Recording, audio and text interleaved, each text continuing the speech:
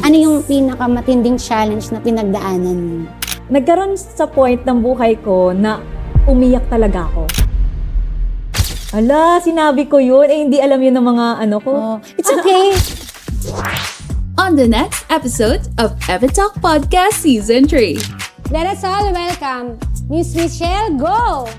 Ala, sinabi ko yun. Hindi alam yun ng mga ko. Oh, it's okay. Sino nga ba si Michelle before maging CEO ng Beyond Brew? For the past 14 years, ako ay isang networker. 14 years. Yeah. Full-time.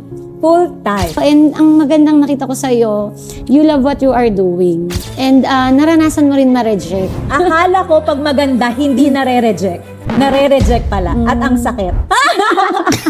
Ano ba yung product na meron sa Beyond Brew?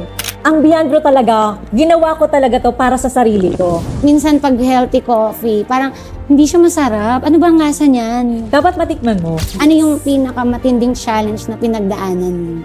Nagkaroon sa point ng buhay ko na umiyak talaga ako. Parang ano ba yung dapat kong gawin?